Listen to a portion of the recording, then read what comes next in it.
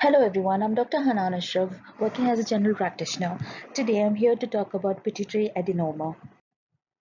So the pituitary gland is a small organ which is located at the base of the brain.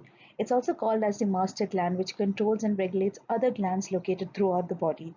It secretes substances called hormones that control the way certain organs in the body work. So the pituitary gland is divided into two lobes. We have the anterior lobe and posterior lobe. Each of this secrete certain hormones. The anterior lobe secretes FSH and LH, which stimulates the ovary to produce hormones like estrogen and progesterone, which is responsible for regulating menstrual cycle. In the men, LH and FSH regulate testicles to produce testosterone and sperm. Another hormone which is secreted by the anterior part of the pituitary is called prolactin, which is responsible for lactation. Growth hormone is another hormone which is secreted, which helps for growth of the tissues and bones. ACTH is another hormone which is secreted by the adrenal gland, which helps in stimulating and producing cortisol and adrenal androgen. TSH is the hormone which is secreted, which acts on the thyroid gland, which is a gland which is present in our neck to produce thyroid hormones. Now, the posterior lobe secretes two hormones, which is the ADH and the oxytocin. ADH is one hormone which works on the kidney for water reabsorption. Oxytocin is responsible for lactation as well as helps in childbirth. So these are the hormones roughly which is secreted by pituitary gland, and diseases depends on what is secreted excessively or what is reduced. Now, what is a pituitary adenoma? It is an abnormal growth in the pituitary gland. Most of these pituitary adenomas are benign, which is non-cancerous, but there is a 0.2% of chance that it could be cancerous. The pituitary gland has different cells and it makes different kinds of hormones. So pituitary adenomas can cause different problems depending on which cell is actually involved. If you have certain hormone which is produced excessively, you will have symptoms based on that. If the size is big and if it is compressing the nearby structures, especially nerves that go from the eye to the brain, then it can cause visual field defects. You can have some problems with your vision. It can also compress on the nearby cells in the gland itself, which can stop them from making certain hormones. Now, what are the symptoms of pituitary adenoma? How can you say that if you've been suffering from a pituitary adenoma? It depends on the type and size of the tumor. Sometimes you do a scan of your brain and then it's incidentally found that there is a tumor. It's small and it does not cause any symptoms. And at times it is huge and it can cause excessive secretion of certain hormones and cause some symptoms. So excessive of secretion of certain hormones can cause different problems like irregular cycles. It can cause milky discharge from the breast in a non-lactating women. It can cause low sex drive and men can have problem with erection. It can cause a condition called acromegaly, Cushing's disease, or hyperthyroidism. I'll be talking about all of these in the next few slides. Sometimes it can grow big and compress on the nearby tissues, causing headaches, and it can cause vision changes. Most of the times you might notice that you cannot see the sides of the roads while you're driving. So this is one of the symptoms as well.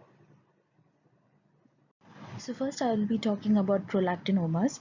When the pituitary adenoma secretes excess of prolactin, then we call it as a prolactinoma. The symptoms would occur are infertility.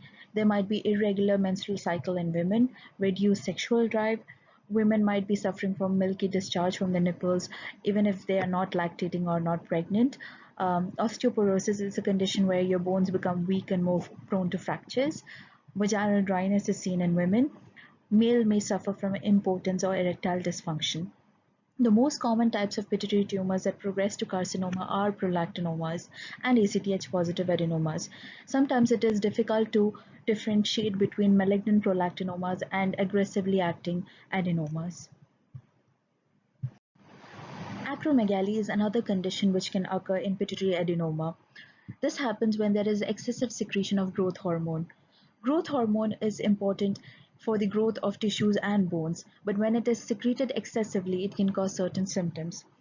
It can cause enlargement of your hands, feet, face, tongue, or any other soft tissues.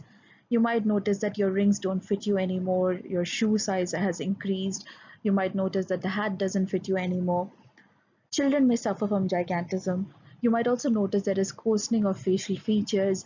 You might suffer from snoring and breathlessness while you get up from sleep because of breathlessness. There can be some numbness and tingling sensation in your hands. You might have joint pains, bone pains, excessive sweating. You could also have oily skin, and male may also suffer from impotence. Patients with acromegaly are at increased risk of non-cancerous benign tumors if they are not controlled. Um, Fibroids are also seen in women. Polyps of the colon are more common in patients with acromegaly, and they can be cancerous if it's not detected early and if it's not surgically removed. There's also an increased risk of thyroid cancers in patients with acromegaly. Cushing's disease is another condition which can occur in pituitary adenoma. This is because of overproduction of a hormone called ACTH. So patients usually present with weight gain, especially more on their tummy, on the upper back and the neck.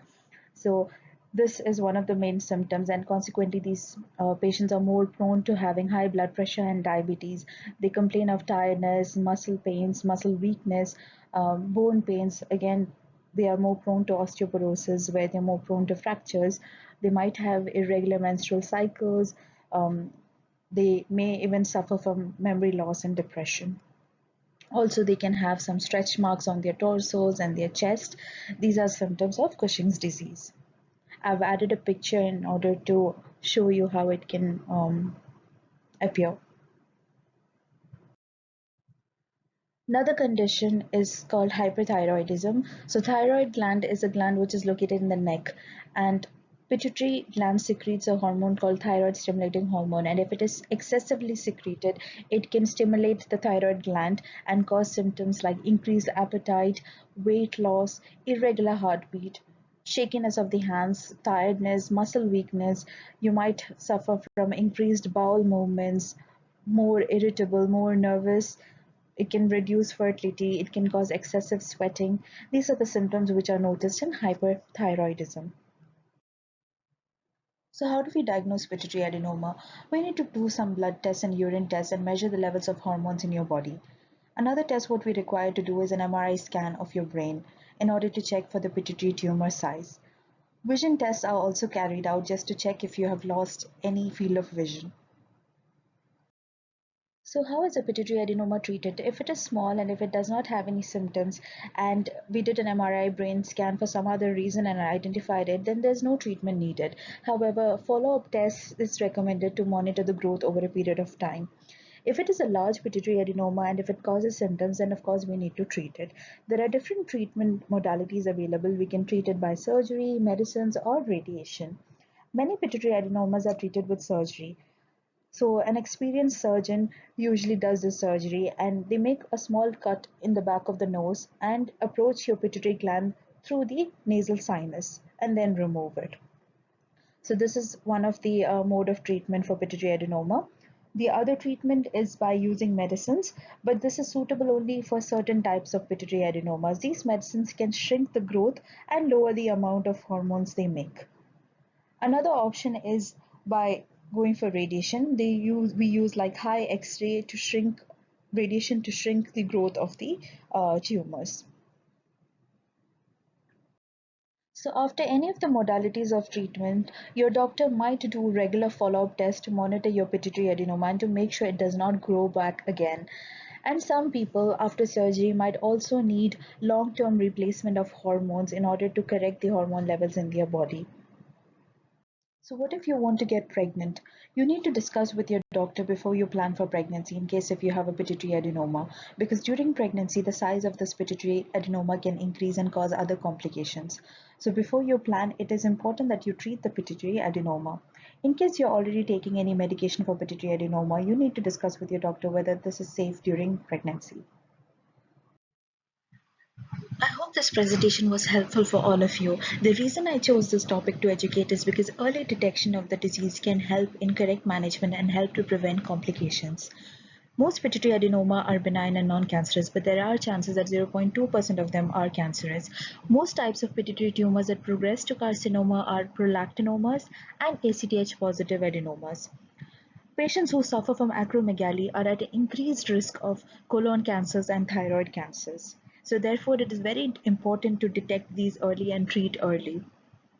Early screening, detection, and intervention can reduce morbidity and improve the chances of survival. If you have any doubts, please feel free to leave your comments below and I'll try to get back. Thank you.